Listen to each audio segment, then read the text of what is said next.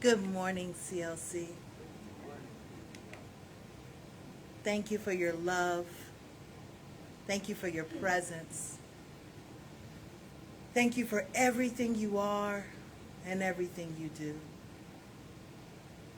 In this moment and at this time, I invite you to join me in going into that great wave that is spirit, allowing it to wash over the inner parts of you.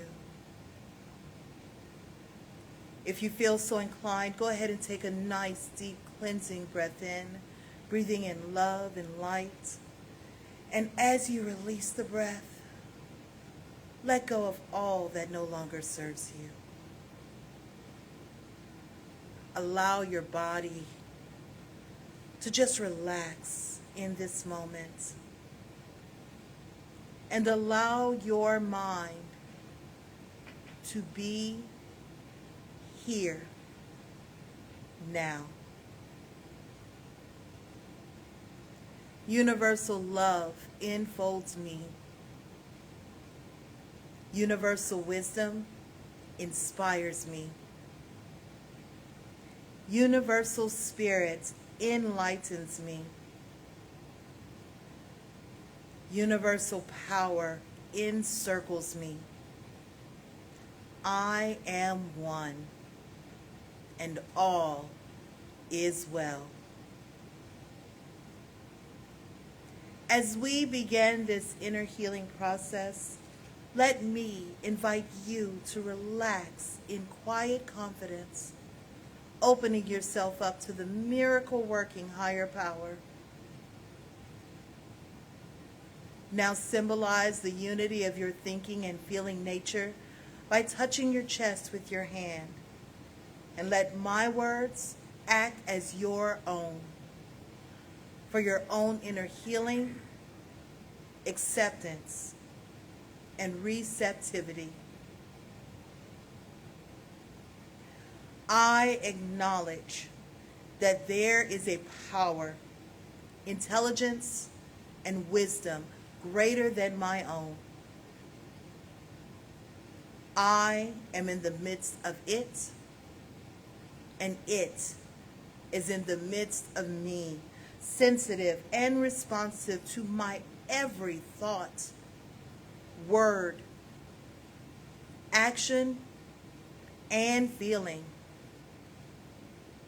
I now make this true for myself by saying aloud, I acknowledge. Acknowledging this higher power working through my life, I admit that I am personally responsible for solving my own problems while being guided and assisted by something greater than myself.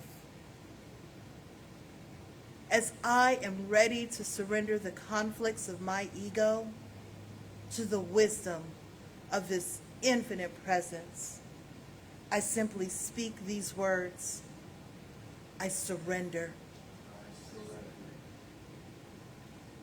Knowing that forgiveness is the key to unconditional love and the feeling of heaven, I now unconditionally forgive anyone and everyone who has ever injured me in any way, real or imagined.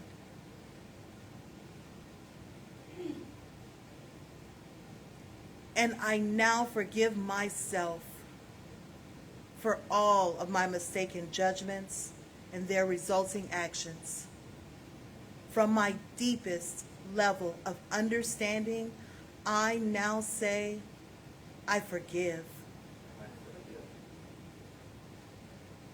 Realizing that I continually experience the effects of my own thinking, I now choose to allow this higher power to recreate me deeply, filling my mind with thoughts that are only positive, constructive, loving, and beautiful. I call upon this divine inflow by stating aloud, I choose. I now center upon that one very special idea that I'm willing to accept as real for me in this coming week. Visualizing that idea as already acted upon and brought to pass. In seeing my idea become a fact of my experience, I enjoy the happiness and peace of my thought fulfilled and gratefully speak these words. I accept.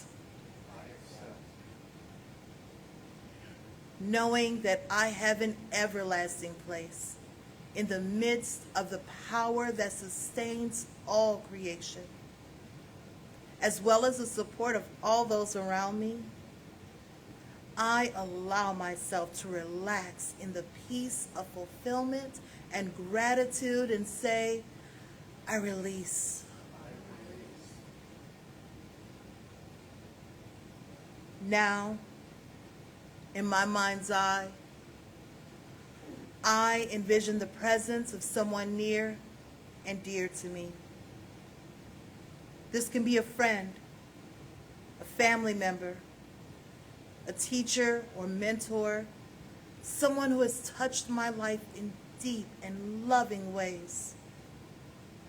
Someone who may not be physically present in this room or even on this planet anymore. I turn to that image in my mind's eye and say, I'm grateful for the good in your life.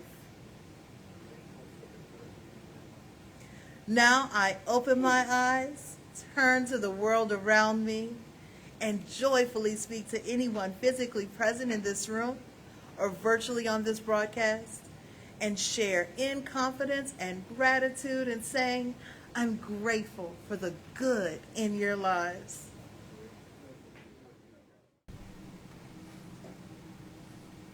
So there's a backdrop to experience, a backdrop to life, as in a theatrical backdrop. So you see this as a stage and imagine that there's a backdrop that's framing the scene, and then there may be drops in front of that come down for various scenes that obscure the primary backdrop. You know, they set a tone, a dark and stormy night and so on. Well, it's how consciousness works, and this is what we're talking about this month, is this idea of elemental awe, that back of it all is the Mysterium Tremendum. You don't have to know Latin to figure that one out, right? The Mysterium Tremendum, the great tremendous mystery of it all, or what Rudolph Otto called the numinous. He coined that term, the numinous, from the Greek root numen, meaning the deity. And he says, so there's this sense of the numinous in everything. What I wanted to get into today is about causes and cares and concerns and stuff, because sometimes we think there's a formula that we can discover that will yield us what we want without having to experience the great mystery, because, as I mentioned last week, it terrifies us. It's compelling to us, and it's also terrifying to us, because it calls us to release the attachment to the illusion of control. We go to the source of our own being and we expect perhaps a transactional relationship, but we seldom get it. In other words, we say to God, if you'll do this and this for me, and that's typically how we start it, is what we want, right? If you'll do this and this for me, then I'll reciprocate by attending a spiritual center on Sundays, perhaps tithing, or doing something good for the less fortunate, or cleaning up my own act, changing my habits, quitting this and starting that, and so on. I'll just try to be a nicer person, and it's a transactional thing. We think, well, then when it's done, it's done. It's like you pay the clerk, you leave the store. You put the money in the machine, you get what you want, you're done. That's not really how spirituality works. You can have moments of that, but what spirituality calls you to do is know who you really are. Every time we go into prayer, I can't say this enough, and I know for some of you that listen regularly, you hear this out of me like every other week, and it may get tiresome, it may wear on you. That's too bad. I'm going to keep doing it because I think it's important. I think it's important. We find out who we are. That's what we're here to do. is find out more about who we are, what makes us tick. I had an interesting experience on my phone with the algorithms that, as you know, follow you, stalk you, right? You look at one hat, and every hat company on earth is after you. Look at meal deliveries, this kind of, oh my gosh, every kind of meal delivery thing comes out of the woodwork. And then out of nowhere showed up with the games and the Angry Birds and all of this kind of stuff. There showed up an app about shadow work.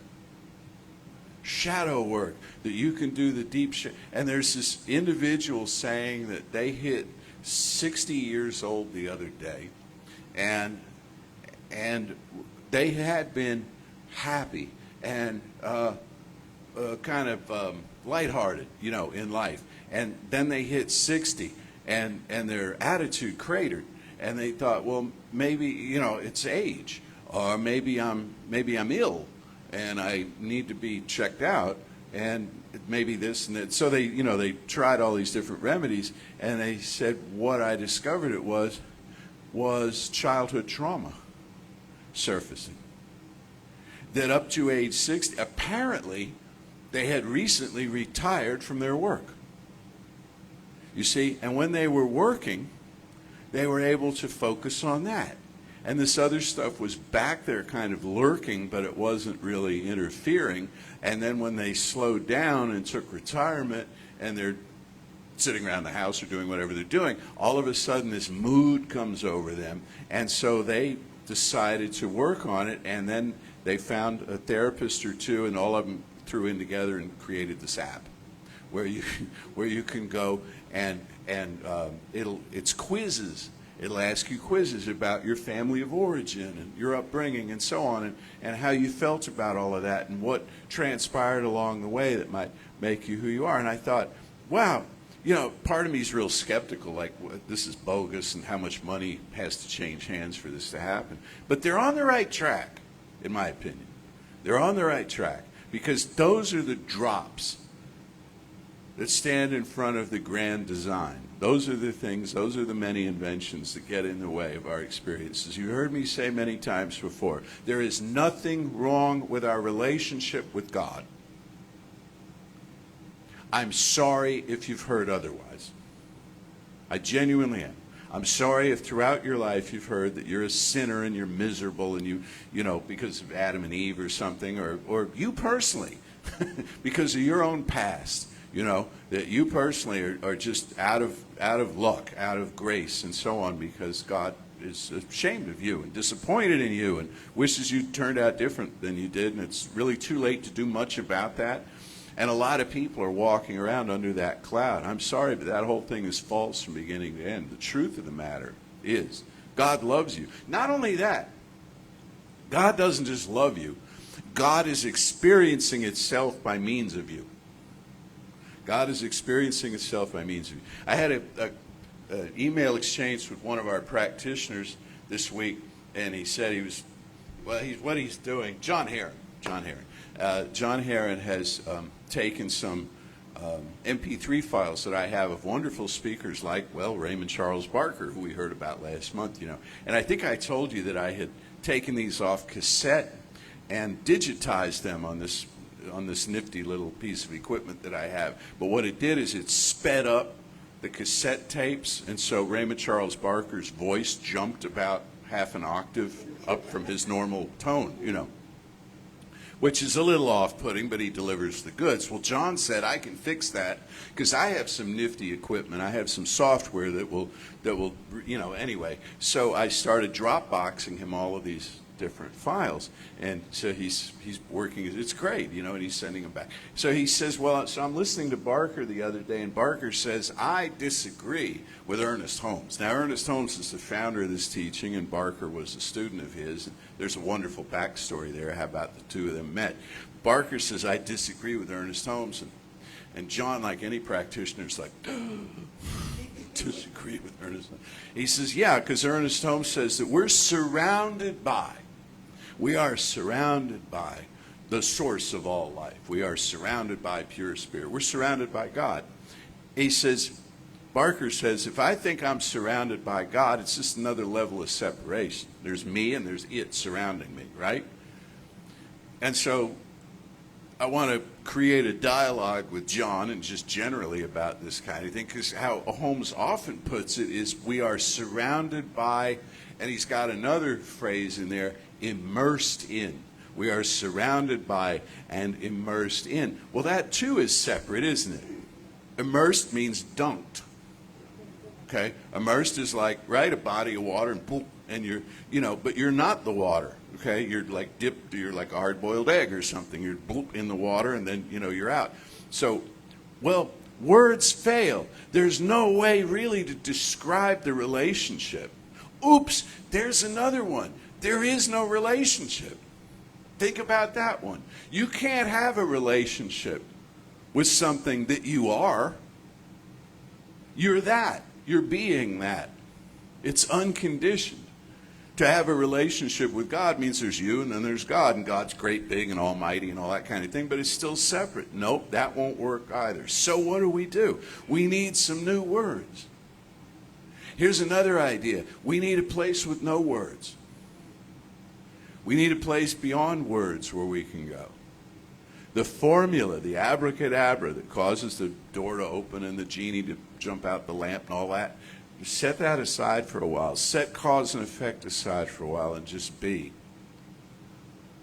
Moses in the desert sees the burning bush, says, "Who are you?" The bush speaks to him. He jumps out of his skin, right? And he's like, "Who are you? What am I?" "Go and tell the Pharaoh that I am has sent you." The I am that I am. It's unconditioned. It doesn't say I am this or I'm going to be that or something else. It's, it's not a long description. It's just I am. When it eventually does describe itself elsewhere, I don't think in that passage it says I am Alpha and Omega. I am beginning and ending. It's like, oh, that's useful. Where's the formula there? What can I do with that? I am the beginning and ending. You try this sometime. The next time somebody asks you who you are or what you do for a living, just say, I am Alpha and Omega. They'll back away a little bit, get the empty seat next to you on the plane, with this sort of thing. But you see what I'm getting at here is that we try to explain stuff. We try to nail it down. Cause and effect. Oh my God. A lot of people are drawn to metaphysics around cause and effect. If you do this, that'll happen, right? And that's all there is to it. Again, a transactional process. But every cause is the effect of a prior cause. And every effect is the cause of a subsequent effect. So where does the one leave off and the other begin? The whole thing's circular. Everything is in constant motion. And everything is affected by everything else, because it all exists in one space. Because when we think of infinity and eternality, often we think of great big realities spread out across, the Webb telescope and the far distance of the sky. But it's also in the microcosm. It's also what's happening now. Everything is happening sort of at one point within reality, where all paths cross. We got into this, I think it was last week, or maybe it was in the class we were doing, about the geometry of things, where a point is where the geometric progression begins, right? A point, and then a point, a couple of points, 3 points, and you have a line made of points. You have an infinite number of points in a line. A line contains an infinite number of points, but a point also is divisible by an infinite number of lines, made up of an infinite number of points. And all of this is happening where? Everywhere all at once. And I bring that up not just to boggle our minds, but to look at that and say, so how do I figure out whose fault this is? Who's responsible here? There's no way. It's overwhelming. So why not step back and just admire the architecture of the whole thing for a moment? And I'm not saying stay there. This is a matter of balance, because if we don't engage with the thing at the level of cause and effect, not much gets done. But if we only engage with the thing at the level of the law of cause and effect, there's no astonishment or awe possible for us. The whole thing becomes entirely mechanical. It's just gears meshing together. It's just an engineering problem. And we lose interest in it pretty quickly, which is what has happened, which is why people tend to leave religious communities and stuff, spiritual conversations and stuff, because they run out of real estate. They get what they want or they don't get what they want, and then it's, now where do we go from here? But when you live in the great mystery, there's always something new to it. It's always completely astonishing. Alan Watts used to say that we in the Western world have a bias toward functionality, that everything has to have a particular purpose, right? And we've got to figure out what it is and then use it till it wears out. Use it till it falls apart. He said if it were up to us, every cloud in the sky would be like a sugar cube shaped thing marching across the sky, and every fourth one of these would dispense rain. Okay? And then, but instead, he says, what we get are big smears of cloudiness, you know, that our imagination can become fascinated with. And we fall into this, what does that mean? And what does that look like? And what is that telling me? And everything becomes not only a mystery, but an invitation to the mystery, an invitation to the dance. Everything becomes something. Art, music, all of these things are like this. There's a mechanical aspect, like the music you just heard and you're going to hear. There's a mechanical aspect to it. There are notes on a page. There are intervals. There's the technique of playing an instrument or using your voice and so on. But beyond all that is what that music aims at, which is how do you feel about it? You heard them sing a song called Begin with the End in Mind. How did you feel about that song? Did it make you happy? Did it make you sad? Did it invite you to do shadow work? Because some music does. I tend to listen to a lot of that kind of music at home. And it's sort of heavy and deep. And part of me was hoping today that we'd have Black Sabbath covers because they had their farewell concert, but no. But that would be a bit strange, I suppose, but interesting and all. Anyway, so it invites artwork. We say, well, what did I used to get so tired of this. You go to museums and they give you the little thing, it used to be a little tape and headphones, and it tell you what the artist meant.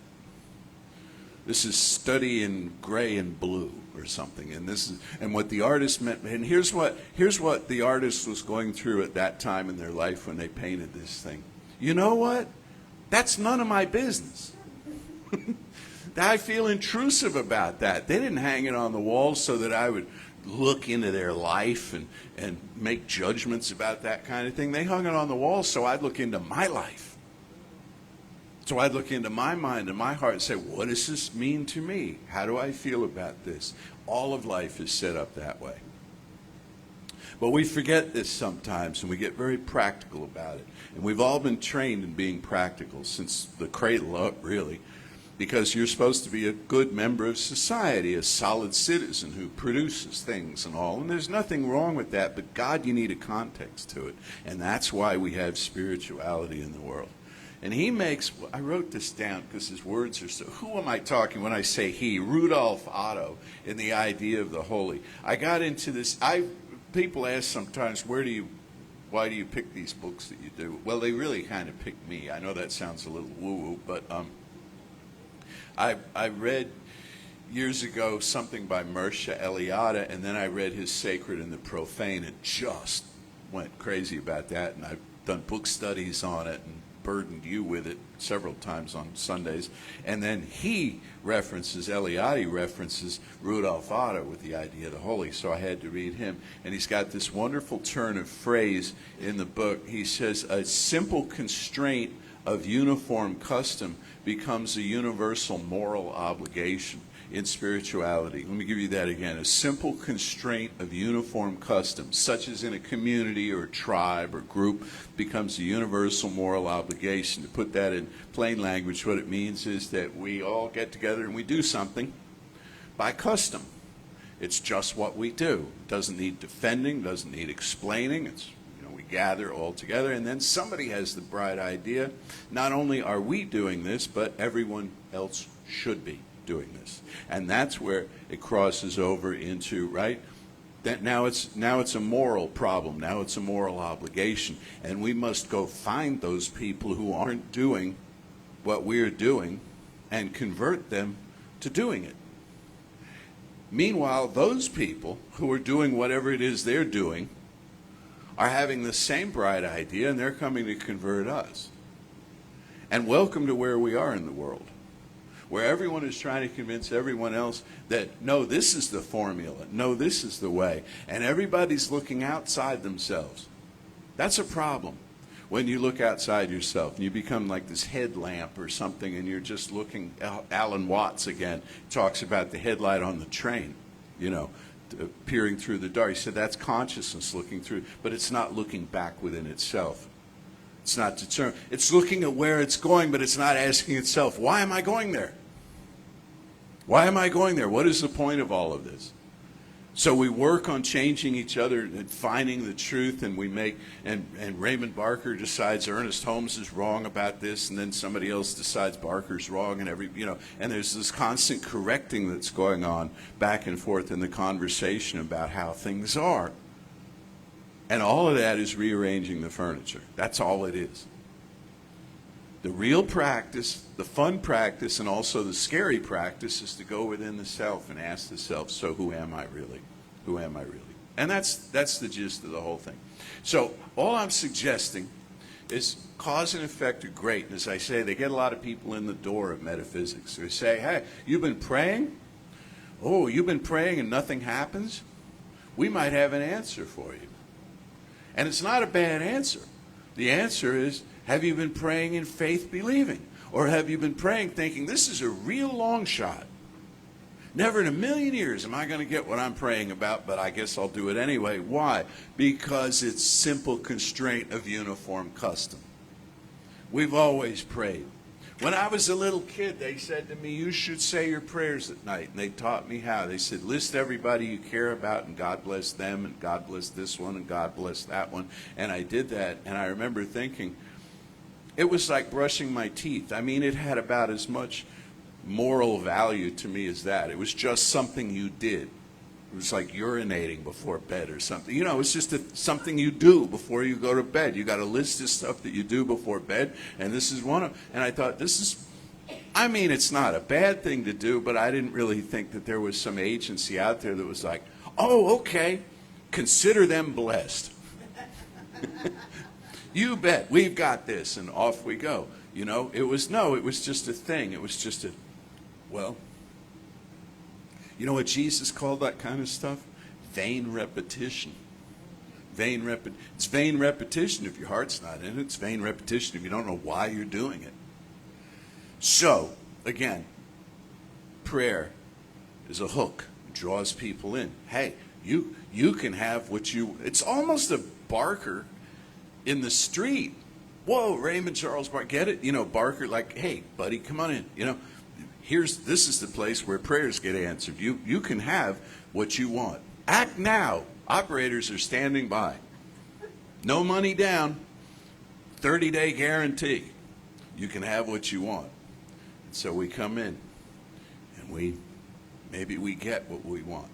Or maybe we don't get what we want, but we know why. Maybe we don't get what we want, but we discover more of who we are. Or we do get what we want, and we realize that isn't it. That isn't it at all. That's just a stop along the way. We have an exercise that we have used in classes here before. Some of you are familiar with it from the old days, called the red sports car process. You assume you want a red sport. We make something up. Okay, let's just call it a red sports car for the sake of conversation. Would you like a red sports car? Okay, how would you feel if you had a red sports car? And people write lists of feelings they would allow themselves to have if they owned a red sports car. Then they realize that they're not willing to accept those feelings now because that would be ridiculous because they don't have a red sports car. Then we point out that because you're not willing to accept those feelings right now, that's what's standing between you and the red sports car, is you have all this emotional load on the red sports car, whereas if you didn't, what you could do is just simply go spend some money and get one. But if you are still in the place of emotional emptiness around the experience, once the experience has been had, once the new has worn off, then it's not about a car. Then it's not about a thing. Then it's about a framing context for your life, and this is really what people want. One last thing on this. I saw this in the news a while back, and it sailed by, and I had to look it up again. But in the UK, they have appointed, like 5 or 10 years ago, I think it was, under a previous PM, they appointed a minister for loneliness. Wow, a minister for loneliness. Because there were, at the time, I want to say the number was 80,000 identified older people who had nobody to talk to, nobody to engage with, no family or no family close, or whatever the situation was. And these people are isolated, and maybe if they're older, they don't drive, and they don't this. And so this minister of loneliness was working on coordinating ways where all of these people could, I guess using technology, get together and on Zoom calls or something like that to begin to break the ice and to begin to have some kind of, well, what is loneliness? See, it was identified that they didn't have family, and they didn't have friends, and they didn't have social outlets and stuff like this. But you know what? I know people, and you know people have lots of family, lots of friends, and lots of social outlets, and they stand right in the middle of all of it lonely. So it's not about a material remedy, is it? It's about a context. Same with self-esteem. Same with confidence. Same with feeling like you're one with God. It happens in an invisible, intangible space, irrespective of the forms and the formulas surrounding it. So what I encourage all of us to do is just live in a little bit more in the mystery of things without trying to figure out. Like we look at what's the weather going to be and what's this. And yeah, there's a point for that. And as we've seen lately, it can be a desperate thing for us. But we're so determined to know, what's the stock market going to open out on Monday? Where's all of this going? And it rushes by us. But to just be in the moment, to just know the great I am, that you are the beginning and you are the ending and you are everything in between, in a self-contained system, because not simply of the grace of your personality or the brilliance of your mind, but because you are one with the only power there is. So let's know together now, one life, one power, one presence, one mind, one heart, one this, one that, whatever we call it. It's all there is. And we won't say we're surrounded by it, and we won't even say we're immersed in it. We won't say we have this great, close, personal relationship with it. We'll stop trying to figure out exactly how the physics of the thing works. And leave it at this. I am. I am. And in the spirit of my I amness, I speak my word into a certain creative principle, claiming that I'm now falling in love again with life. I have the innocence and trust and wonder of a child, balanced by the wealth of experience as a grown-up. I choose what's been called post-critical naivete. I know now, behind the curtain there are gears and levers and pulleys, and it's a mechanical process to some of it. But I choose to forget that I know that and be enchanted by this show. To be awestruck. Here it is, summer. High summer. How green it is, and how the honeybees love it, and the birds and the squirrels. And I regard all of this with just amazement at what kind of cosmic mind made all this up, peopled this world with all these living things. And as I have this awareness and bask in the glow of it, a peace comes over me. I have to ask myself sometimes where my problems went. Because there's a calmness now. There's a space between my thoughts. There's a balance. There's a trust for this knowing.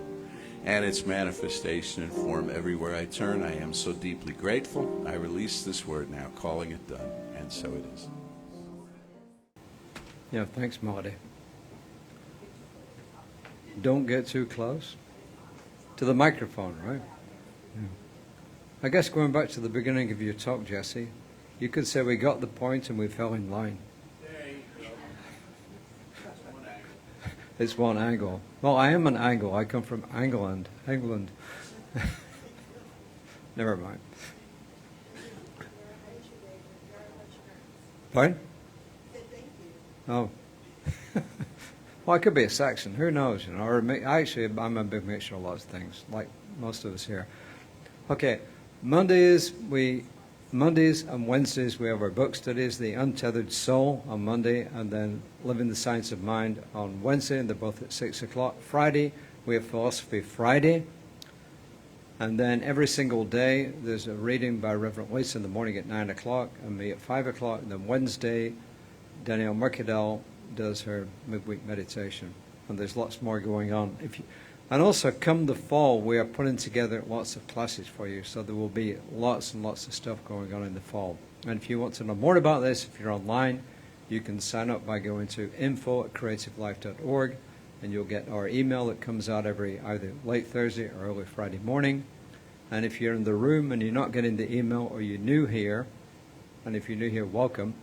In the vestibule on the left, as you go out, you can actually sign up in there and put your email address in there, and we won't spam you. We won't give your email to anybody else. Okay? So as we come to giving time, if you're new here, our usher is going to give you some information, and Mark is doing that right now.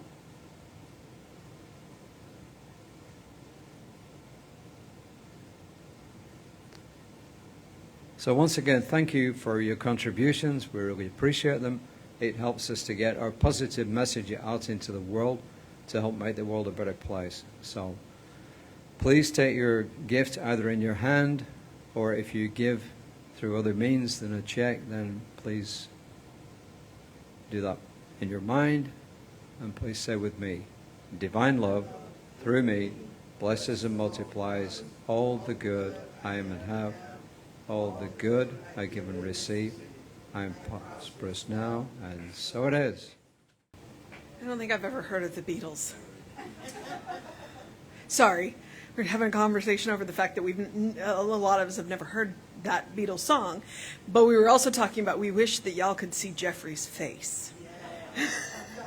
Because he had, you know, when they do guitar solos, they make faces. Well, he had a really good one on that piano part, so, yeah. All right, okay. I was listening to that song, The Word, and it reminded me of, in the last week or so, because I don't remember exactly when, I'm currently reading The Living of the Science of Mind, and I'm doing it on Facebook Live at 9 o'clock in the morning. And I read one of the essays by Ernest about the word. Do you know where he said the word is? In your mouth. It's not outside of you, which is the whole message that Jesse was giving us today. So the word is already in your mouth. You just have to be willing to speak it. And then we heard the Beatles tell us, well, the word is love. I mean, so then if we want to get to know ourselves, then I'm going to extrapolate here, since we're doing math, and guess that we are love. Oh, I know, right? We're just a bunch of nerds here. Right. And then my last responsibility is to turn you loose with a treatment. And we're going to use a word or two or three. But whatever word we use, it's always going to be focused on the central theme, which is love. So, know with me now. Step with me now consciously into that place beyond words. That place where it's feeling, it is emotion, and where the words that we have translates into the feelings that go beyond them. There is one life. There is one presence. There is one power. There is one love. I am a manifestation of that presence. I am a channel for that power. I am living that life. And I am loving that love. Just as I know that each and every one of you are as well. And in that oneness, when we wrap our arms around that and step into the place beyond words, where love is all there is, amazing things happen. As we move through this week, I know that love will show its face every time we turn around. And each time, love will look different, but we will know who it is. We will know that it is the divine peeking back at us. We will know that it is the divine looking through our eyes.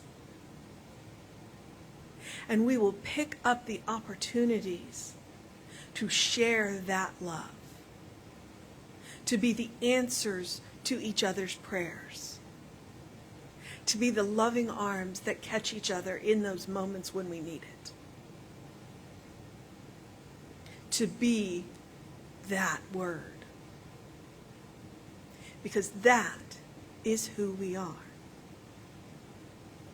We are a loving people. And I know this from the depth of my being, from that infinite well on which it comes. And I am grateful. And I am grateful for a teaching that reminds me who I am. I am grateful for a community that comes together to remind each other.